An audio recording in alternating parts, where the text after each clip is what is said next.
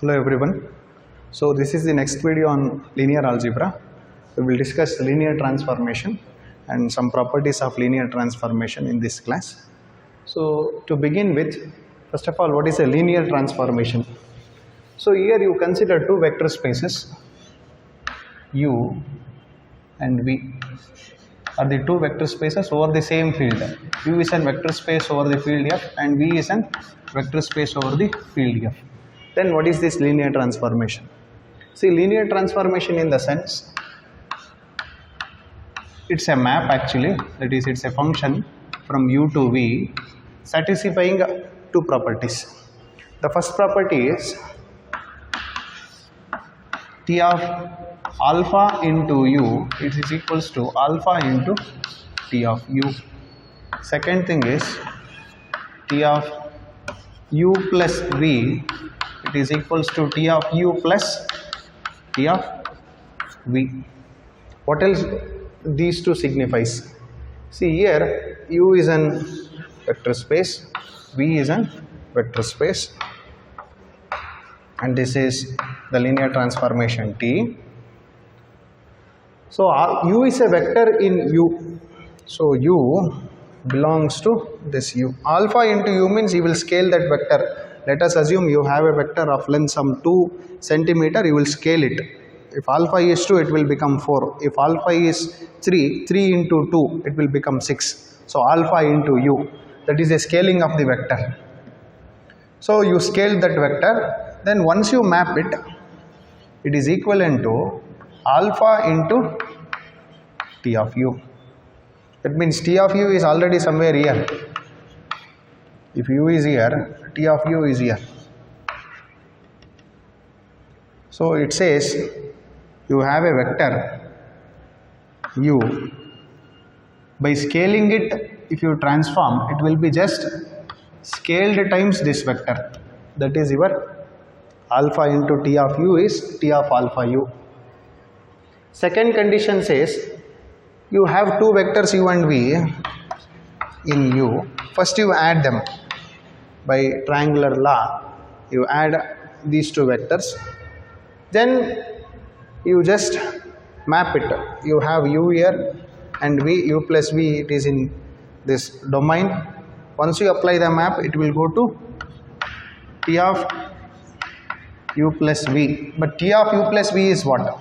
It is nothing but T of U plus somewhere V is here. It is T of V. Adding these two is this. That's what he says. If you add these two, you will get this vector. Idea is clear?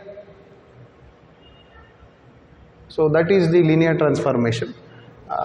And you can sum up these two as one idea again.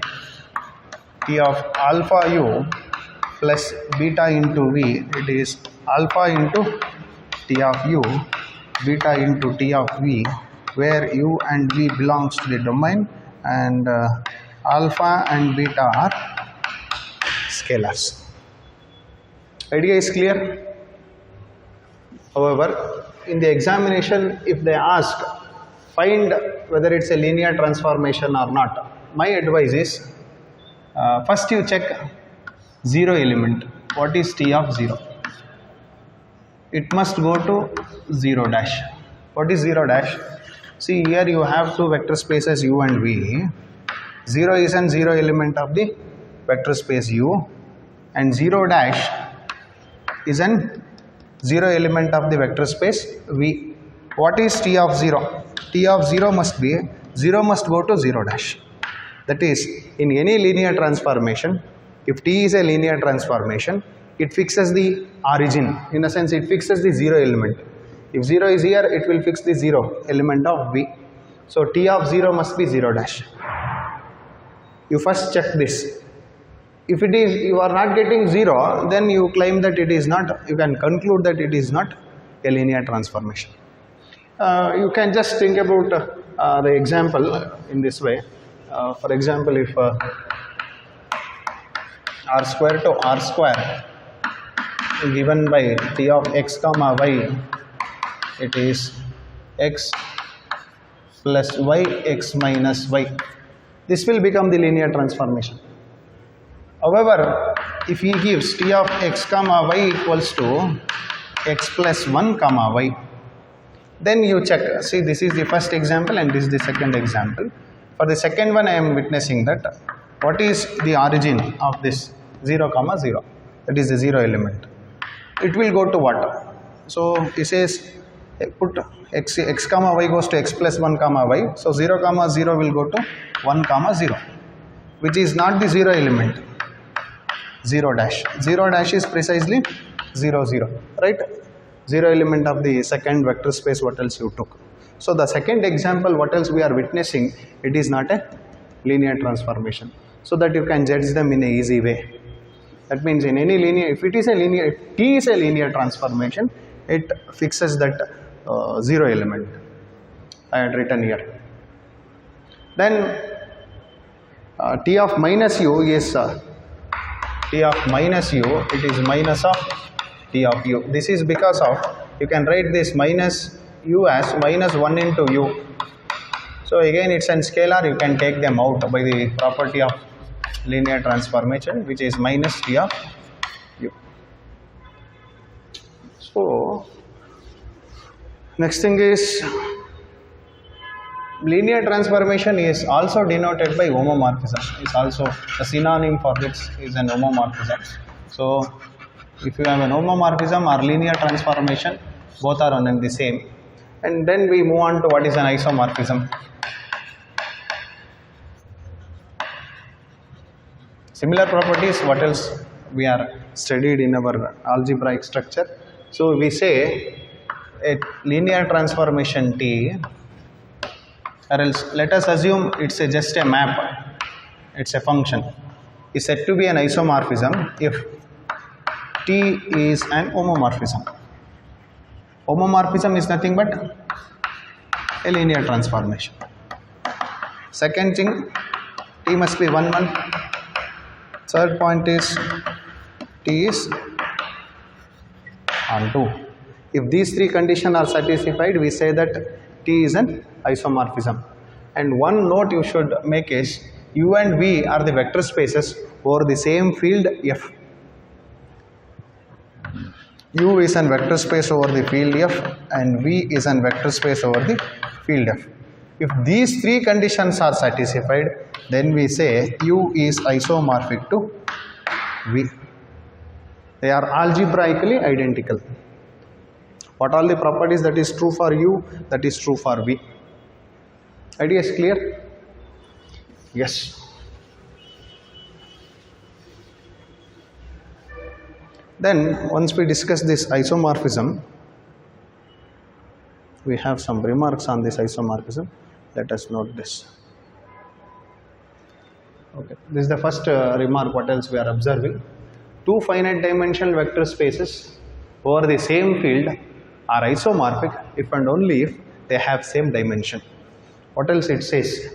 For example, for instance, I will take 2 cross 2 matrices over, I will say this is U. U is set of all 2 cross 2 matrices over R, and V is an ordered pair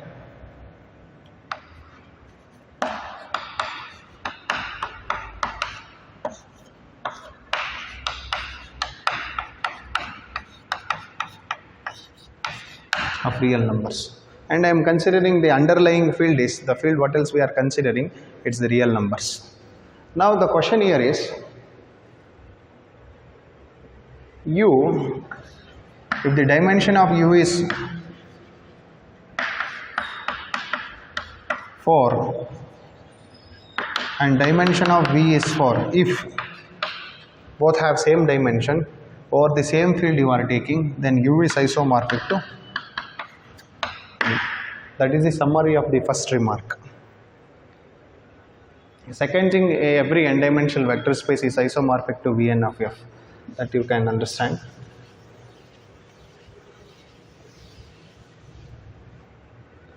Every n-dimensional vector space in the sense, let us assume, for example, 2 cross 2 itself, as we observed that U, it has some entries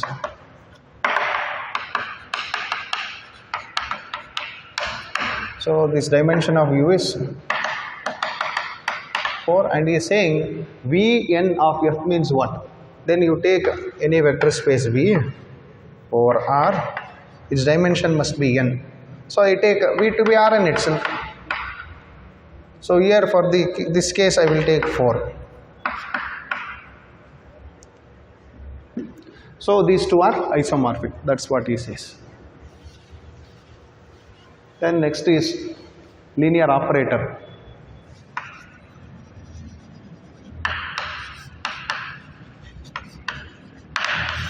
What is linear operator? Actually,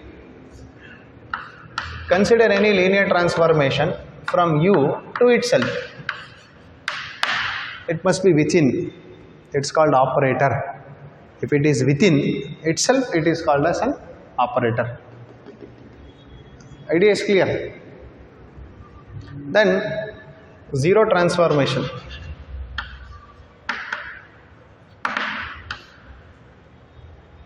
See, zero transformation in the sense, this is the idea here. So here you have all the entries, some U1, U2, U3, 0, likewise here every entries are there. Here I have 0 dash, V1, V2, V3, likewise it has entries. So what you do is, you just send every member to 0. 0 of the second vector space what else you took. So every member will go and just map to 0 dash. That is called as an zero transformation. So nothing is left out, everything will be nullified. His idea is clear. Likewise, I have one more operator called identity operator. Identity operator. Identity operator in the sense, it's a linear transformation from U to U to U, such a way that since it's an operator, I need to concentrate, both should be same. Whatever you are taking the first vector space, the same should be the second vector space. Then identity operator is T of U is U for all U in U. It looks identical. The problem is U and V, what else I write, it looks a bit similar. So T of U is U means it will fix every U as U itself. So that is called as the identity operator. Idea is clear? Likewise, we have one more operator called the nilpotent operator.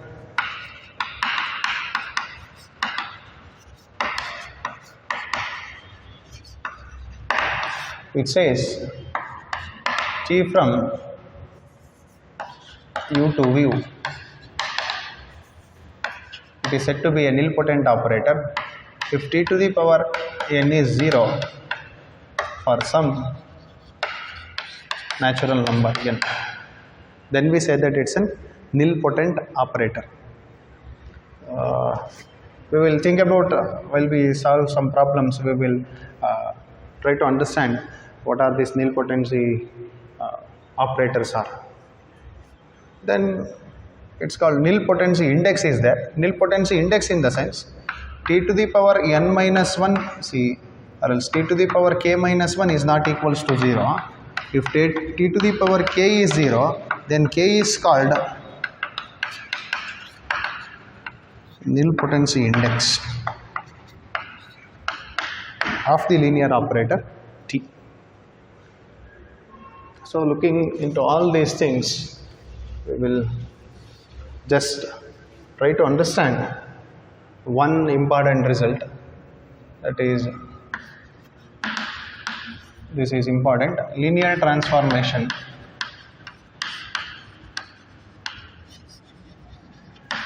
is nothing but the matrix. How I can relate it? See, the relation is given by this. If T is a linear transformation from Rm to Rn, then I can visualize this as a matrix. How it will look like? See, this will look like n cross m matrix. Ulta hogbeku. So Rm to Rn. So I need to take n rows and m columns. Later on we will solve some problems on this.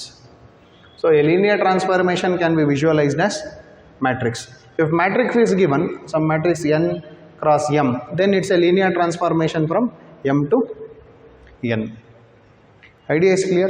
So that's what a linear transformation can be viewed as matrix. That's why we thought about what is this zero transformation or else identity operator, nilpotent operator, because we studied nilpotent matrix, idempotent matrix, identity matrix.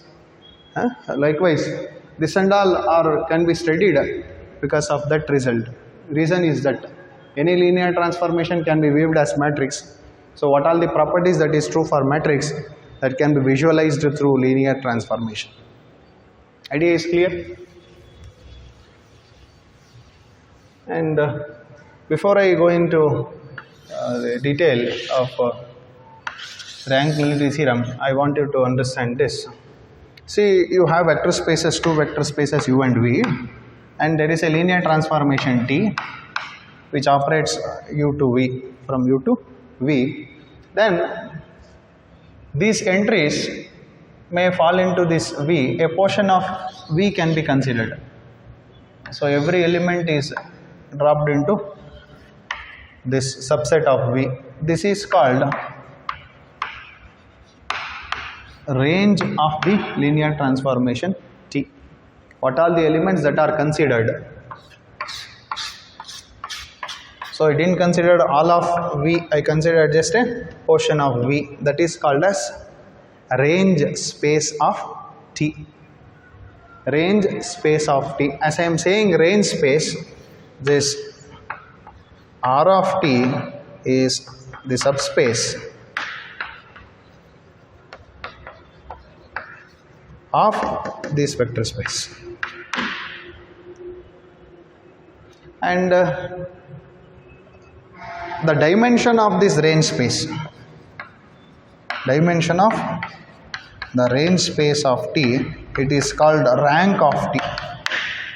It's called rank of T. Since it is a subspace, it has a dimension, so its dimension is called rank of T. And moving forward, I want to understand what exactly the null space is about. Same idea. You have two vector spaces u and v, and null spaces is nothing but you have zero element in the second vector space. What all the elements that are mapped to 0? That is, how many elements does this 0 dash attracts? That is said to be the null space. Obviously 0 is attracted by 0 dash. Since T is a linear transformation, 0 must be mapped to 0 dash. So null space is, you can just think about it, will have one entry, that entry is 0. It may have more than one entry. Idea is clear? Somewhere I am getting some u1 may go to 0 dash, uk may go to 0 dash. So what all the entries that are attracted by this 0 dash, it is said to be the null space.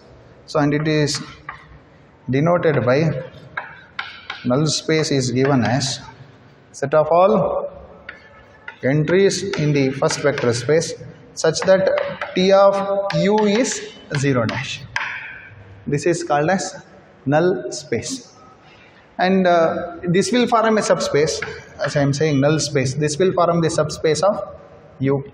So the dimension of null space is called nullity of the transformation T, which is n of T. So some vague understanding is clear now. What is this null space or else rank of the transformation? But I will give you a practical example now, what exactly this is about. See, now what else I am feeling now? I am in 3D actually. But the video that you are visualizing, it's 2D. So actual dimension is what? It is 3D, but you are visualizing it as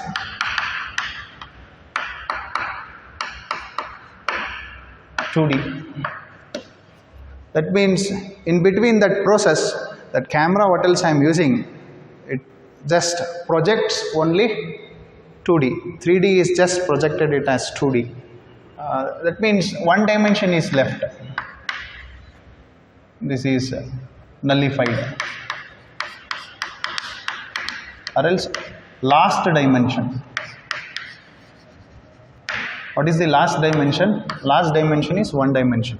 3D is there, you are visualizing it as 2D, so one dimension is last. So add it, whatever you are visualizing, and what is the dimension last, it is equals to actual dimension. So this is nothing but rank nullity theorem, which says if T is a linear transformation from U to V, then actual dimension is this. So dimension of U equals to, visualizing is rank of the linear transformation plus what else, nullified, that is, idea is clear. So this is the core of your rank nullity theorem. Are you getting my point? For a precise, if you are just bothered about Rm to Rn, how to apply this? As I said, this is n cross m matrix. Then it says actual dimension is m, right? Where you are starting. So m, it is equals to rank of T plus nullity of T. Clear?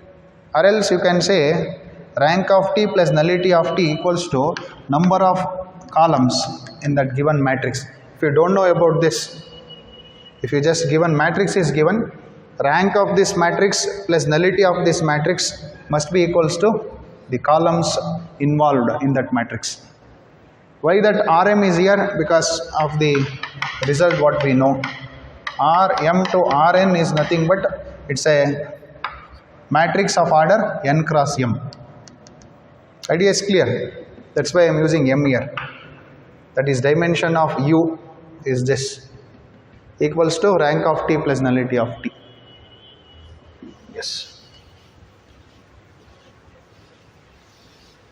With this we move up to some other properties. We discussed this, and this one is quite interesting. Homomorphism from V to W. What else it says? See, this is actually to consider what is this homomorphisms from U to V. It says you consider set of all linear transformation T, where T is a linear transformation from U to V. So if you consider this will form the vector space, and that is called as homomorphism from V to W, or else linear transformation from V to W. That will form the vector space in the sense zero element is there. We studied zero transformation, that is the zero element. Whether identity element is there, that is 1, what we say. Identity operator is here. So if T is there, minus T is there. So it satisfies all the property of the vector spaces, and this is said to be the vector spaces of all the linear transformations going from U to V. Then if you notice that it's a vector space, then what is the dimension of this? Dimension of, it is equals to dimension of U into dimension of V. Idea is clear? That's what I had given here. Then we have some problems here to discuss. Find two linear operators or else linear transformations such a way that T into S equals to 0, but S into T not equals to 0. For this, T into S it must be 0 and S into T must be not equals to 0. I will give T of a comma b is a comma 0 and S of, you try with this, what will happen to Ts? It is T of S of AB. S of AB is 0 comma A. So T of 0 comma A is what? He says you retain the first entry as it is. So I retain the first entry. You make the second entry 0. So it is 0 comma 0. So T into S is 0 comma 0. But what is S into T?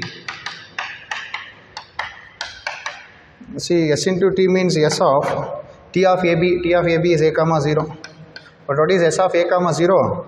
He says you make first entry 0. You take second entry as the first entry of the input. So this will be 0 if A is 0. If A is non-zero, assume A is non-zero, this won't be 0. That means it is not a 0 transformation. So T into S is 0, but S into T need not be 0. Keep that in mind. And the whole idea lies in that if S and T are two matrices, S into T need not be equals to T into S. That's what the high school mathematics hotels we had studied. You can visualize them in the way of linear transformation, that's all. T1 is a matrix or else is a linear transformation from R3 to R2 given by x comma y comma z goes to 3x plus y comma z.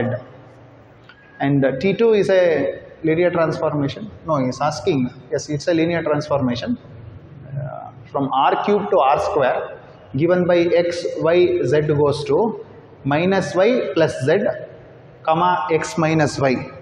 I know it's very tiny, so I am reading it so that you can write. Find T1 plus T2, 4T1, 3T1 minus T2, T1 into T2, T2 into T1. However, T1 plus T2 you can find because it's a sum of two linear transformation. You can have that. 4 times T1 means you need to scale this, you can do it. 3T1 minus T2, it's again the linear combination, you can make it. I'm bothered about T1 and T2 and T2 into T1. T1, T2 and T2, T1. See, as I said, the product of linear transformation may be defined, may not be defined. Why? Because as we observed, any linear transformation is a matrix.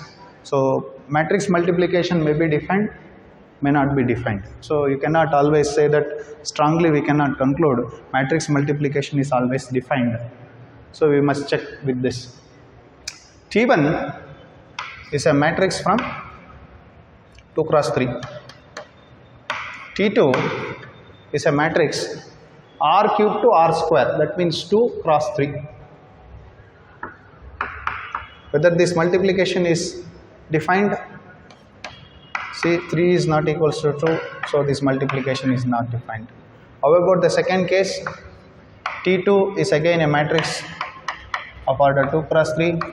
T1 is a matrix of order 2 cross 3. Again 3 is not equals to 2.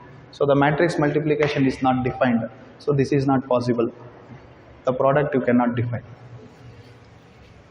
Next. So we had explained all this, what is the range space of the linear transformation and what is the rank and what is the nullity.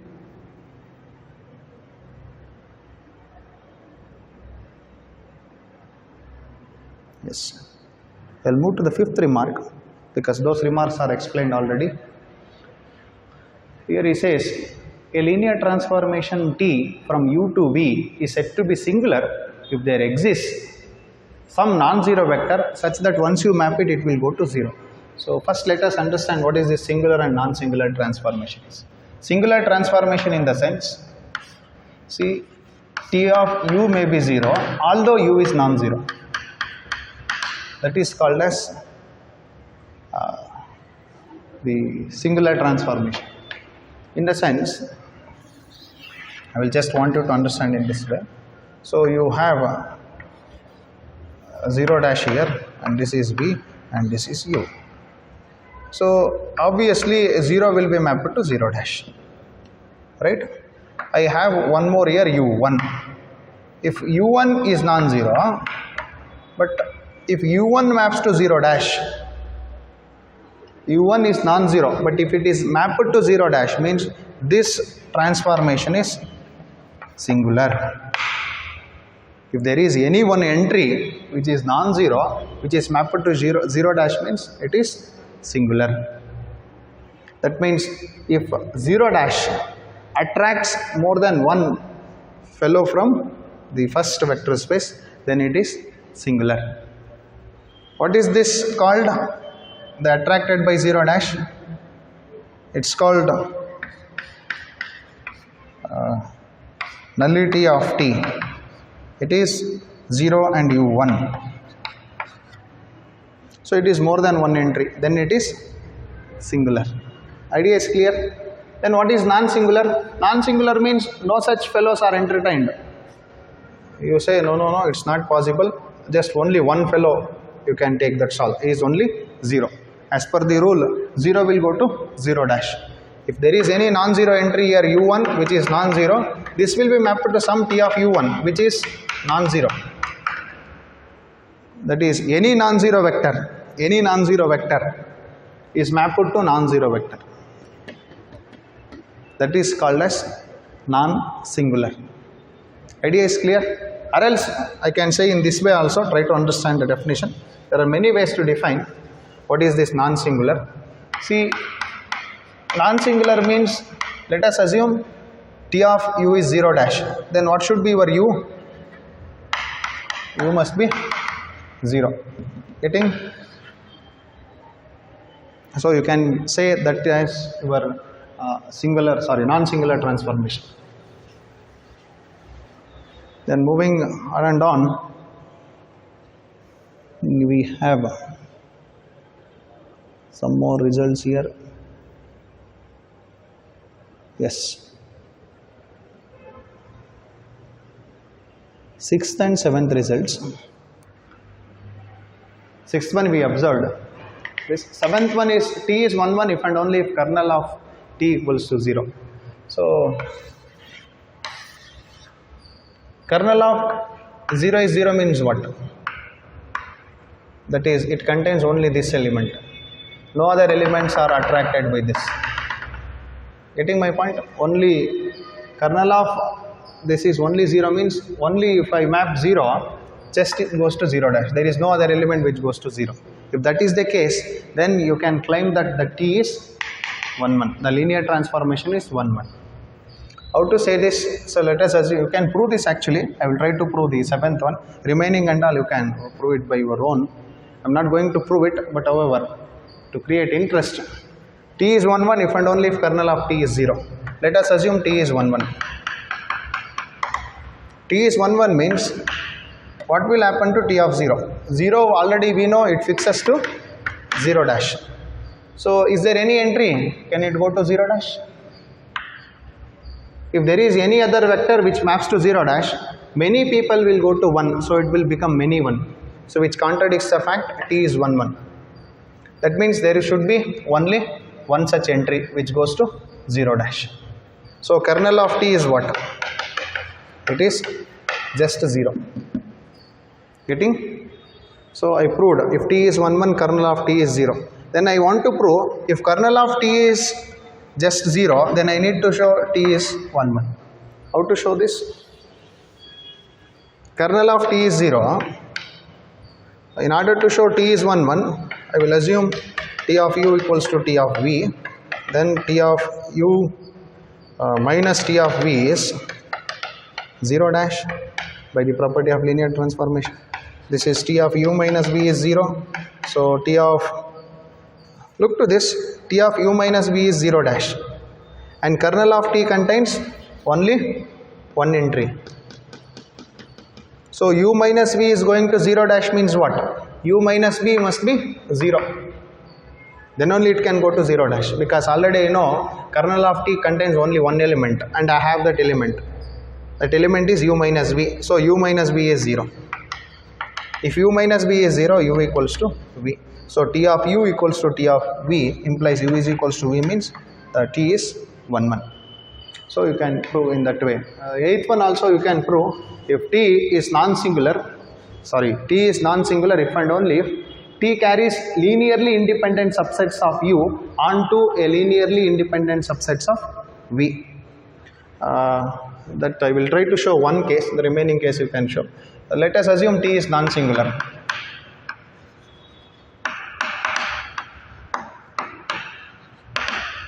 And he is saying T carries each linearly independent subsets of U onto a linearly independent subsets of V. That is, if and only if you have U1, U2, Un, this is linearly independent, then T of U1 and T of Un are linearly independent. Idea is clear? If and only if T carries each linearly independent subsets of U onto a linearly independent subsets of V. So T is non-singular, it is given. So you need to show this is mapped to the linearly independent subsets.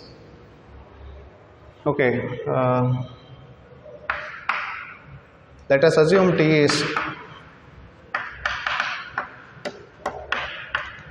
non-singular. Then I need to show linearly independent are mapped to linearly independent. So U1, U2, etc. UN be linearly independent. That will imply me alpha 1 U1 plus alpha 2 U2 plus etc. alpha n UN is 0, where alpha I is 0 for all I, since they are linearly independent.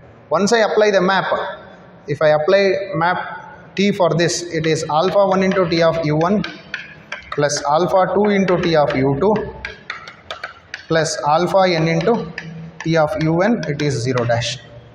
Since each alpha I is 0, it implies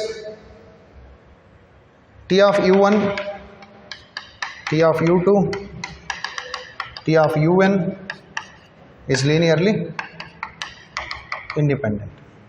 Idea is clear? Likewise, you can prove the other way. Yes. And the 9th remark is T is invertible if and only if it is 1, 1, and it's an operator that you can easily get from the properties of functions for any finite sets of same dimension. So T is a linear operator on a finite dimensional vector space. Linear operator means, so this is V and this is V. Let us assume the dimension of V is n. Then he says if the T is invertible. T is invertible means it must be 1, 1. If for the same set 1, 1 implies onto. That's why I had written in the braces onto also. So 1, 1 or onto, both are one and the same. Next I have two problems here that you can work out. Verify whether T is singular or non-singular, where T is given from R cube to R cube, given by xyz will go to x cos theta minus y sin theta, x sin theta plus y cos theta comma z. I repeat, T of x comma y comma z is x cos theta minus y sin theta, comma x sin theta plus y cos theta, comma z. So it's from R cube to R cube. How to think about whether it is singular or non-singular? Very simple. See, you can just plug in the standard basis 1, 0, 0. You will get one row as the output. You put it in the first row. Then again 0, 1, 0. You will get the second row. You put it in the second row. What else you are getting? Then consider the third standard basis E3, 0, 0, 1. You will get the third row. Then you find the determinant of this. You say that matrix is A, and you say determinant of, you find the determinant of A. If it is non-zero, it is non-singular. If it is equals to 0, it is singular. So you can do that. This one R cube to R square, show that it is onto but not 1, 1. See, however the situation is for the second problem, without lifting the pen only you can answer. So this is dimension 3 and this is dimension 2. Right? So this cannot be 1, 1. Right? But you know the idea, right? If you just look into the previous videos on the real analysis, you will get to know this. Then it is onto, you can come in this way. So likewise there are some other problems. We will discuss them thoroughly in the next classes, upcoming classes. Yes. Thank you for watching.